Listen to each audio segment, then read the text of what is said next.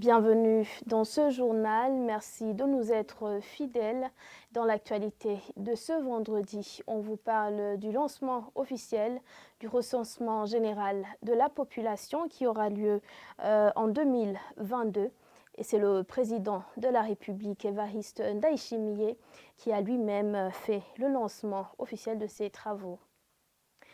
Nous vous parlons également du début de la campagne de dépistage des élèves internes qui vont commencer l'année scolaire ce lundi septembre.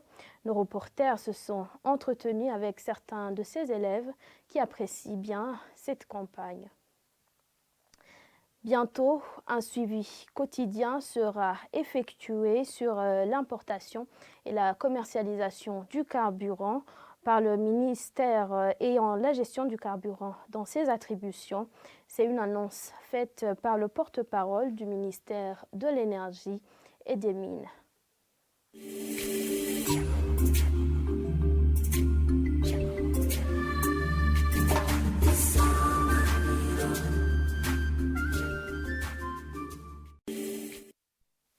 Encore une fois, bienvenue. Le recensement général de la population, l'habitat, l'agriculture et l'élevage est prévu l'année prochaine, donc en 2022.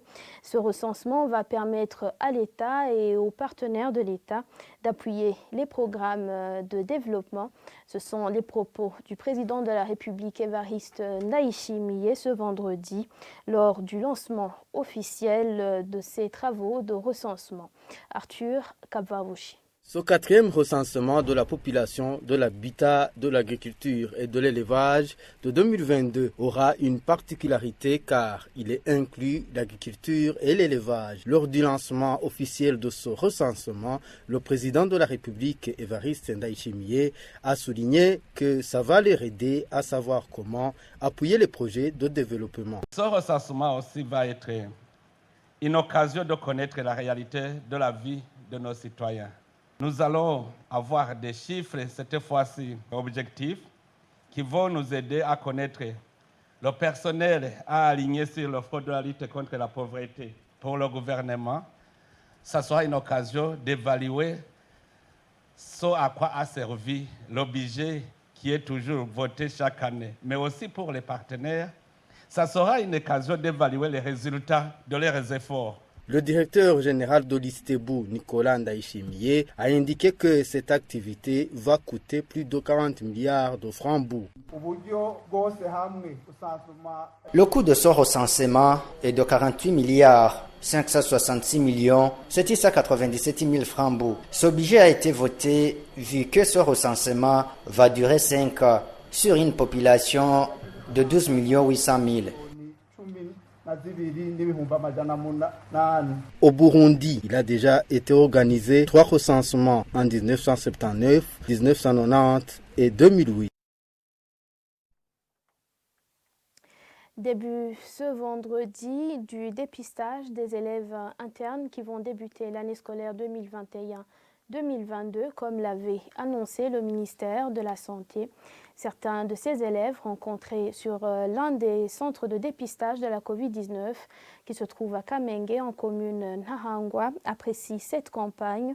Ils disent que les résultats vont leur permettre de connaître leur état de santé et ainsi prendre des précautions. Les détails avec Lydie Gahimbare. Ce sont des élèves qui attendent le dépistage du Covid-19 au centre de Kamenge, dit ce quartier en zone Kamenge de la commune Nahangwa, tout près du centre de santé communément appelé chez Niba. Vers 13h30, ceux qui ne sont pas encore dépistés sont nombreux. Ils s'obsculent pour avancer. Après, on a essayé d'y faire de l'ordre afin de faciliter la tâche. Une des élèves rencontrée affirme que le dépistage du Covid-19 va l'aider à savoir son état de santé. Je viens pour faire le dépistage afin de savoir mon état de santé. Nous apprécions cette activité car cela va nous permettre d'éviter les contaminations. Ce parent, également rencontré à cet endroit, apprécie cette activité. Selon lui, qui va faciliter les écoles à régime d'internat de savoir l'état de santé des élèves. Moi, de ma part, Comme l'un des parents qui accompagnait les enfants au test de Covid-19, donc j'apprécie cette activité du gouvernement. Du fait que donc, ça facilite même les parents et les enfants de savoir leur état de santé. Aussi, ça va faciliter donc les écoles, les internats à accueillir des enfants en bon état. Il lance un appel aux parents de répondre massivement à cette activité à temps afin d'éviter les retards. J'invite tous les parents qui n'ont pas encore répondu donc, à cet appel de venir massivement très tôt pour que donc, ils n'enregistrent pas de retard pendant le début de l'année scolaire. Le dépistage des élèves à régime d'internat prendra fin le 14 septembre cette année.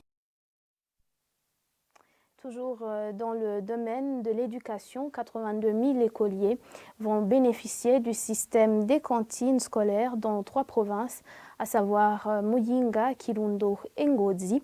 Ce vendredi, un accord sur le programme d'assistance alimentaire du riz a été signé entre l'ambassadeur du Japon au Burundi et le représentant du programme alimentaire mondial, PAM en sigle. Le point avec Jean-Marie Mayonga.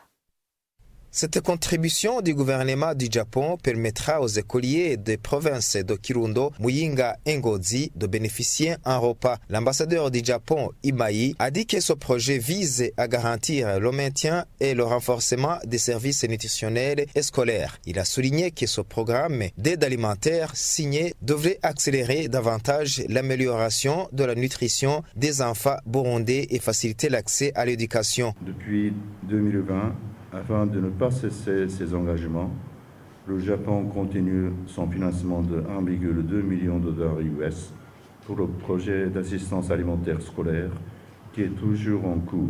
Je souhaite que le programme d'assistance alimentaire puisse contribuer davantage à l'amélioration de la sécurité alimentaire et à l'accès à l'éducation chez les enfants. L'ambassadeur du Japon a précisé que ce programme va s'étendre dans les autres provinces. Nous sommes très conscients qu'il y a des choses qu'il faut continuer à faire.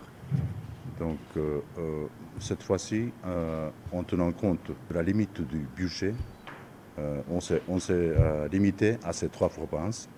Mais bien sûr que nous sommes prêts à continuer nos aides alimentaires similaires qui pourraient s'étendre sur d'autres provinces. Le représentant du ministère de l'Éducation nationale, Hermenegilde Burikokie, il a remercié le gouvernement du Japon pour son engagement en faveur de l'alimentation scolaire et a demandé que ce travail soit réalisé pour les autres provinces. Ce projet d'alimentation scolaire a pris une somme de 1,25 million de dollars américains et va durer une période de 2 ans.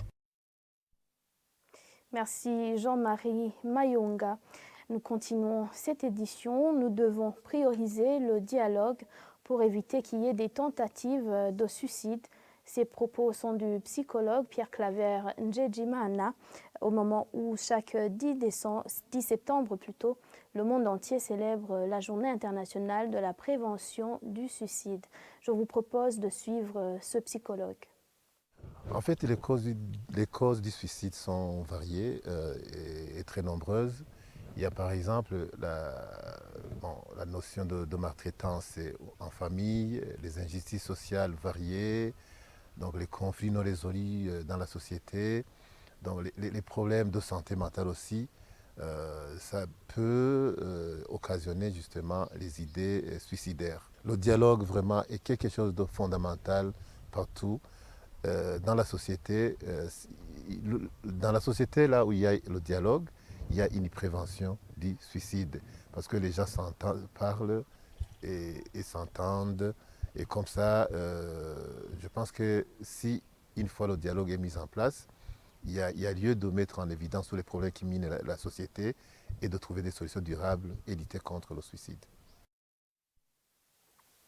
Le ministère ayant la gestion du carburant dans ses attributions compte effectuer un suivi régulier sur l'importation et la commercialisation du carburant. Léonidas Sindaïgaya, porte-parole du ministère de l'Énergie et des Mines, l'a dit au moment où il s'observe une pénurie de carburant au cours des 2 dernières semaines. Je vous propose de le suivre. Nous avons fait une réunion avec les importateurs des produits pétroliers ce lundi. Il a été constaté que le secteur est vraiment hanté par un certain nombre de problèmes, dont notamment ces importateurs agréés qui ont le droit d'importer carburant et produits pétroliers, qui utilisent ces fonds à autre chose. On a décelé quelques 2 sociétés qui ont utilisé ces fonds alloués à l'importation du carburant. Ces fonds ont été utilisés à autre chose. Nous avons constaté également que de notre côté, au niveau du ministère, le suivi doit être amélioré au jour le jour. Nous avons constaté également que certains importateurs ne servent que ce qu'ils appellent leurs clients privilégiés et les stations listées comme n'étant pas clients ne bénéficient pas du carburant. Nous avons constaté que le gouvernement n'a pas encore opérationnalisé ce que nous pourrons appeler système de stock stratégique. Nous avons décidé comme stratégie d'exiger les importateurs d'utiliser les fonds qui leur sont alloués à l'importation du carburant. Nous sommes engagés que nous puissions suivre au jour le jour, de connaître la quantité de carburant importé, de connaître celle qui a été dédouanée, de connaître les quantités distribuées par jour et les quantités restantes dans les stations-service. Enfin, vis-à-vis du stock stratégique, nous sommes convenus que le ministère va approcher les autres intervenants, les autres institutions pour que ce stock stratégique soit constitué. Seront révoqués de la magistrature les juges qui seront coupables de fautes lourdes dans ce métier. Propos de la ministre de la Justice, Jeannine Niyibizi, dans une rencontre qui a eu lieu ce vendredi avec les justiciables, les élus du peuple et les intervenants dans le secteur de la justice. Je vous propose de suivre la ministre de la Justice. Elle est traduite en français par Aïssa Liliane Inamahoro.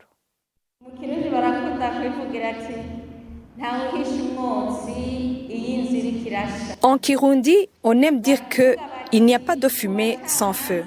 Quand il y a beaucoup de lamentations de la part des justiciables, c'est qu'il y a un sérieux problème.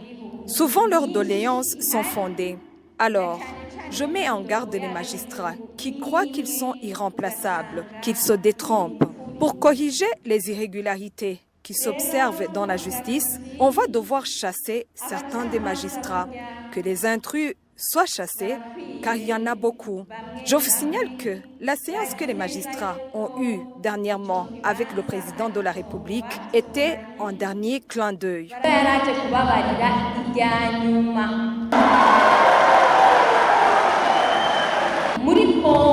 Un exemple que je peux vous citer, au Congo voisin, 500 magistrats ont été révoqués de leurs fonctions. Je vous garantis qu'on pourra faire de la même façon ici au Burundi.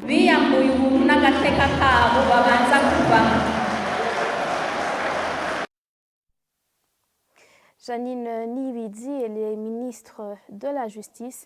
Point final à cette édition. Merci à vous qui l'avez suivi. Bon week-end et à demain pour un nouveau journal.